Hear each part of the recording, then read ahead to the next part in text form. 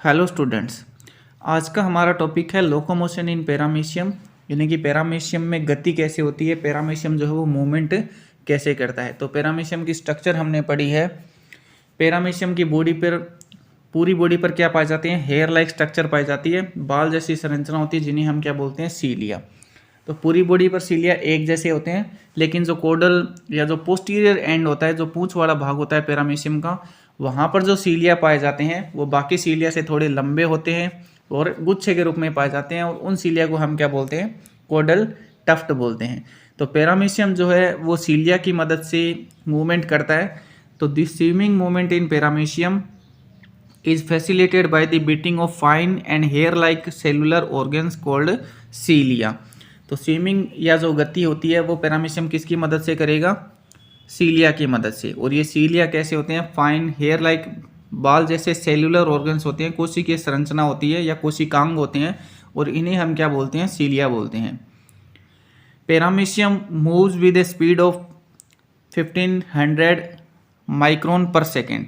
तो पैरामीशियम की जो स्पीड है गति करने की या मूवमेंट करने की वो 1500 माइक्रोन प्रति सेकेंड है। इस स्पीड से पैरामीशियम जो है वो मूवमेंट करता है, गति करता है। During movement A cilium oscillate like a pendulum. अब क्या होता है कि पैरामीशियम में गति के दौरान जो सीलिया होता है वो घड़ी के पेंडुलम की तरह मूवमेंट करता है, उसके अंदर दोलन होता है। दोलन का मतलब जैसे पुरानी घड़ियाँ आती थी तो उन घड़ियों में एक घंटे वाली सुई होती थी जो इधर और इधर राइट लेफ्ट मूवमेंट करती रहती थी, तो उसे क्या बोलते हैं, पेंडुलम बोलते हैं या उसे दोलन बोलते हैं। तो वो जो मूवमेंट होती है उसे हम क्या बोलते हैं, दोलन, और ये जो घंटे वाली सुई होती है इसको बोलते हैं पेंडुलम। तो पैरामीशियम जो है वो पेंडुलम की तरह ओसिलेट करता है या दोलन गति करता है। ईच ओसिलेशन कंसिस्ट ऑफ, और प्रत्येक ओसिलेशन के अंदर या प्रत्येक दोलन के अंदर दो चीज़ें होती है। एक तो फर्स्ट इफेक्टिव स्ट्रोक होता है और स्लो रिकवरी स्ट्रोक होता है। यानी कि जब भी पैरामीशियम दोलन करेगा तो दो चीज़ें होंगी उसके अंदर, एक तो फर्स्ट इफेक्टिव स्ट्रोक दिखाएगा वो, और दूसरा स्लो रिकवरी स्ट्रोक होगा। और ये दोनों ही स्ट्रोक किसके अंदर होंगे, सीलिया के अंदर। दोनों ही स्ट्रोक कहाँ पर होंगे, सीलिया के अंदर। अब सीलिया के अंदर जो फर्स्ट इफेक्टिव स्ट्रोक होता है और सेकंड रिकवरी स्ट्रोक होता है वो किस तरह से होते हैं और उनकी मैकेनिज्म कैसे होती है। तो इसका सिंपल से हम एक एग्जाम्पल ले सकते हैं।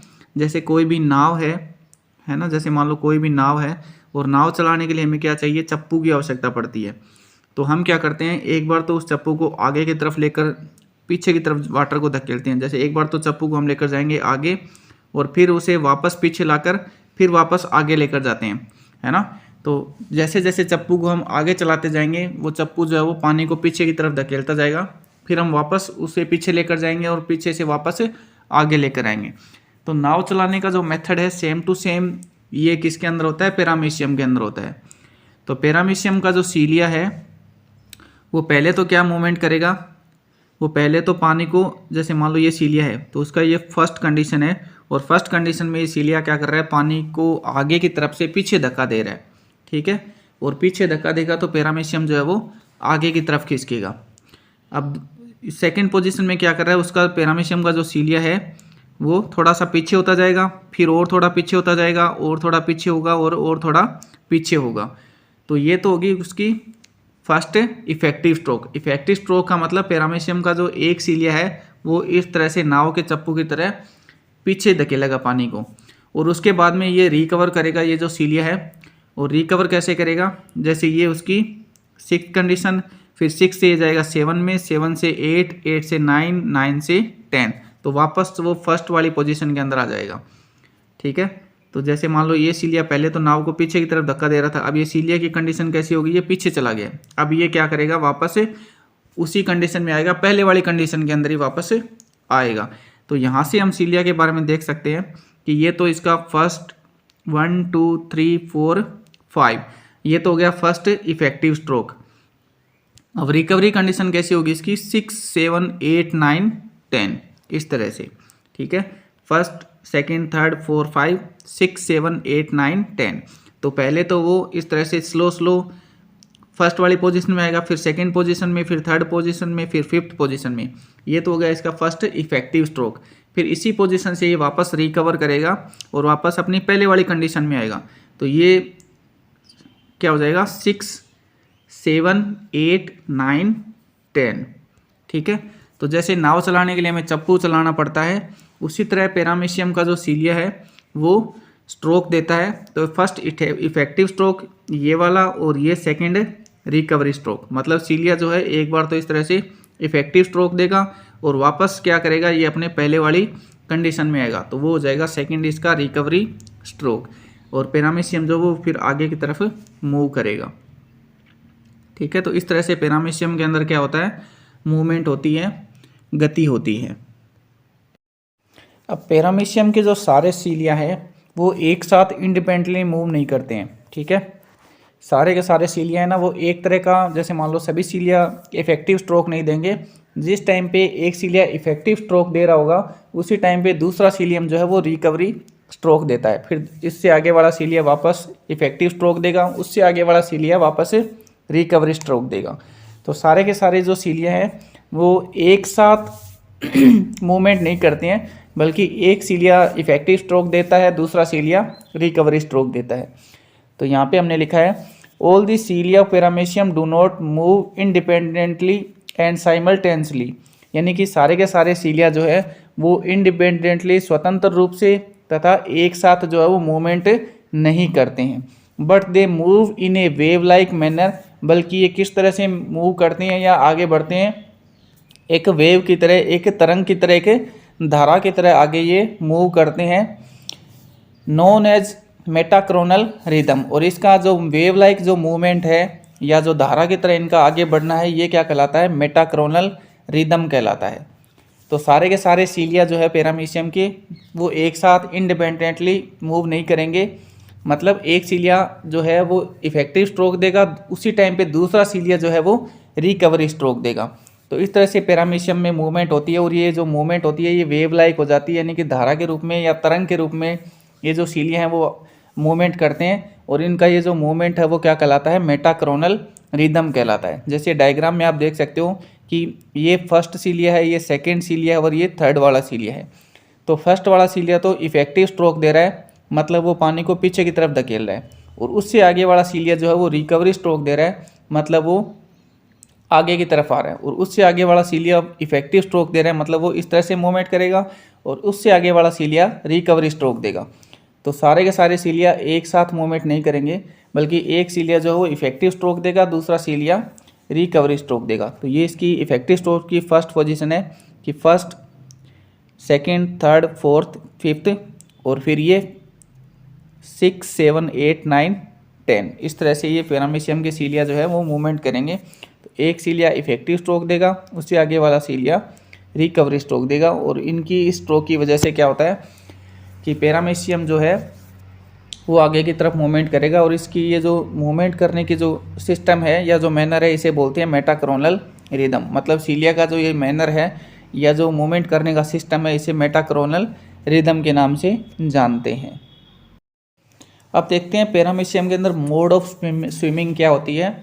ठीक है, मोड ऑफ स्विमिंग का मतलब है तैरने की जो स्थिति है वो किस तरह से पैरामीशियम तैरता है पानी के अंदर।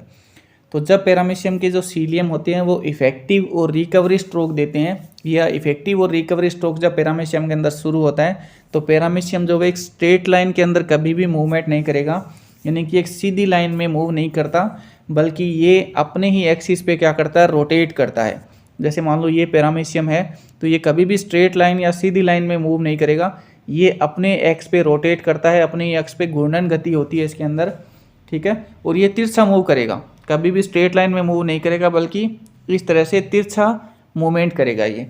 ठीक है, तो अपने एक्स पे रोटेट भी करेगा, साथ साथ में अपने ही एक्सिस पे रोटेट करता हुआ चलेगा, और साथ में ये तिरछा मूवमेंट दिखेगा, तिरछा मूवमेंट दिखाएगा। मतलब जैसे बंदूक से गोली निकलती है, तो गोली जो है वो इस तरह से घूमती भी जाती है, अपने एक्स पे रोटेट करते हुए टारगेट की तरफ बढ़ती है। इसी तरह पैरामीशियम जो है वो अपने ही एक्सिस पे रोटेट करता हुआ, घूर्णन गति करता हुआ चलेगा, लेकिन कभी भी वो स्ट्रेट लाइन के अंदर नहीं जाएगा, बल्कि इस तरह से तिरछी मूवमेंट शो करता है।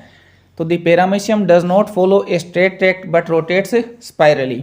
ठीक है, तो पैरामीशियम कभी भी सीधी लाइन में, एक सीधे पाथ वे में कभी भी नहीं जाएगा, बल्कि ये कैसे रोटेट करता है, रोटेट स्पाइरली, बल्कि ये स्पाइरली या सर्पिल प्रकार का रोटेशन दिखाते हुए आगे बढ़ता है, तिरछा आगे गति करेगा। तो ये वजह क्या है कि जो पैरामीशियम वो अपने एक्स पे रोटेट करता हुआ आगे बढ़ता है और एक सीधी स्ट्रेट लाइन में नहीं जाता। तो इसकी वजह क्या है? तो इसकी वजह है, हमने पैरामीशियम की स्ट्रक्चर के बारे में पढ़ा था। तो पैरामीशियम में जो ओरल ग्रूव होती है, उस ओरल ग्रूव और वेस्टिब्यूल के अंदर भी क्या पाए जाते थे? सीलिया पाए जा रहे थे। 3 प्रकार के सीलिया वहाँ पर प्रेजेंट थे। तो पैरामीशियम के जो बाकी सीलिया है, जैसे मान लो बॉडी वाले सीलिया हैं, जैसे पैरामीशियम के अगर स्ट्रक्चर हम देखें तो ये पैरामीशियम की स्ट्रक्चर, यहाँ पर ओरल ग्रूव प्रेजेंट होती है और ये साइटोफेनिक्स वाला एरिया है ना, ये है ओरल ग्रूव। ओरल ग्रूव के आगे वाला हिस्सा क्या कहलाता है? वेस्टिब्यूल। और ये साइटोफेरिंक्स वाला हिस्सा। और पैरामीशियम की बाकी बॉडी जो है उसके ऊपर भी सीलिया पाए जाते हैं। तो पैरामीशियम की बाकी बॉडी के सीलिया, यानी ये वाले सीलिया जिस तरह से मूवमेंट करेंगे उसके बिल्कुल उल्टा वेस्टिब्यूल के अंदर या ओरल ग्रूव में जो सीलिया होते हैं वो मूवमेंट करते हैं। ठीक है, तो पैरामीशियम के ओरल ग्रूव में प्रेजेंट सीलिया बाकी सीलिया की तरह मूवमेंट नहीं करते, बल्कि वो क्या करते हैं? तिरछा मूवमेंट करते हैं। इसी वजह से क्या होता है कि पैरामीशियम जो है वो अपने एक्सिस पे रोटेट करता हुआ आगे मूव करता है। ठीक है, कभी भी सीधा नहीं जाएगा, अपने एक्सिस पे रोटेट करता हुआ आगे बढ़ेगा। और इसकी वजह हमने क्या बताई कि पैरामीशियम की बॉडी पर जो सीलिया प्रेजेंट होते हैं वो तो करते हैं सीधा मूवमेंट, जबकि पैरामीशियम की ओरल ग्रूव और वेस्टिब्यूल के अंदर जो सीलिया प्रेजेंट होते हैं वो सीलिया तिरछा मूवमेंट करते हैं। और इसी वजह से पैरामीशियम जो है वो अपने एक्सिस पे रोटेट करता है, आगे बढ़ता है। तो आप डायग्राम में भी देख सकते हो, है ना, जैसे पैरामीशियम की जो फर्स्ट कंडीशन है वो इस तरह से है, फिर पैरामीशियम स्पायरली मूव करेगा, ये सेकंड कंडीशन, फिर ये सीधा जाएगा थर्ड कंडीशन, फिर वापस स्पायरली मूव करता है फोर्थ कंडीशन, ये फिफ्थ कंडीशन।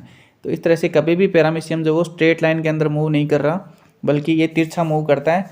ठीक है, क्यों मूव करता है इसकी वजह हम बता चुके हैं कि ओरल ग्रूव में और वेस्टिब्यूल के सीलिया जो हैं वो बाकी सीलिया की तरह तिरछा मूवमेंट करते हैं। इसी वजह से पैरामीशियम जो है वो स्पाइरली मूवमेंट करता है, कभी भी सीधी स्ट्रेट लाइन में मूवमेंट नहीं करता।